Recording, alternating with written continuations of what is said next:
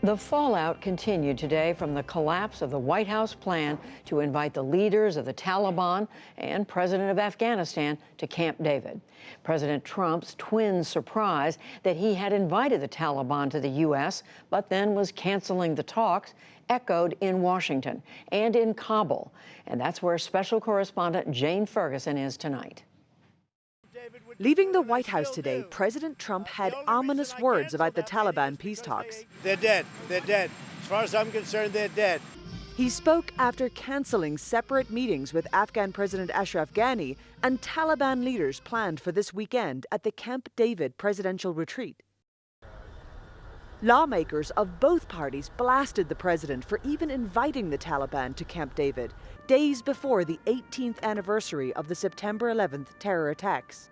Democratic Senator Robert Menendez of New Jersey. I think it was ill-conceived in the first place. It's another example of the Trump administration's foreign policy, which is a high-wire act.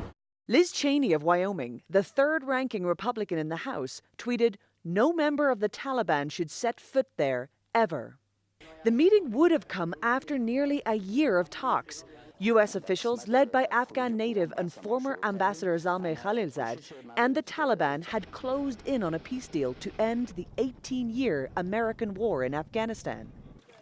As part of that tentative deal, the U.S. would remove 5,000 troops in return for a Taliban pledge to reduce violence and prevent the terror groups like ISIS and al-Qaeda from operating in the country. There would also be follow-on talks between the Taliban and the Afghan government. Then, in 3 tweets Saturday night, President Trump announced the Camp David talks with the Taliban and said he had canceled the meeting and called off peace negotiations. He blamed a Taliban attack last Thursday that killed a U.S. soldier, an attack he said proved the Taliban were negotiating in bad faith. Secretary of State Mike Pompeo on Sunday defended the president. When the Taliban tried to gain negotiating advantage by conducting terror attacks inside of the country, President Trump made the right decision to say that's not going to work. In Kabul, Afghan presidential spokesman Sadiq Siddiqui welcomed the breakdown of the deal.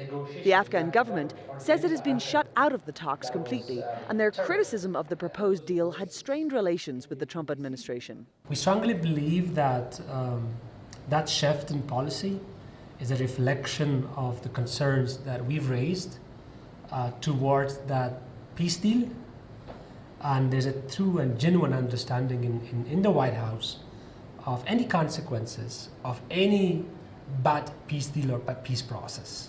Mr. Trump announced from the start of the negotiations that he was determined to pull the troops out entirely.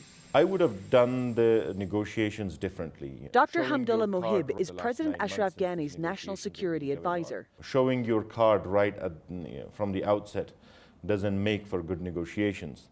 And I think perhaps that's why their position has hardened over the last 9 months since these negotiations have been going on. Violence across Afghanistan in recent weeks has been staggering as both sides have pressured one another in the negotiations. The Taliban has killed dozens of Afghan civilians here in Kabul in suicide attacks and launched several offensives on provincial capitals, as well as killing 4 U.S. soldiers in the last 2 weeks. In turn, Afghan and American forces have been pounding the Taliban with special forces raids and airstrikes.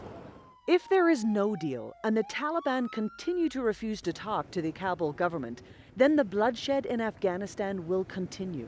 But the Taliban have still said that they won't recognize your government. If they won't sit down with you, is there a plan other than more war?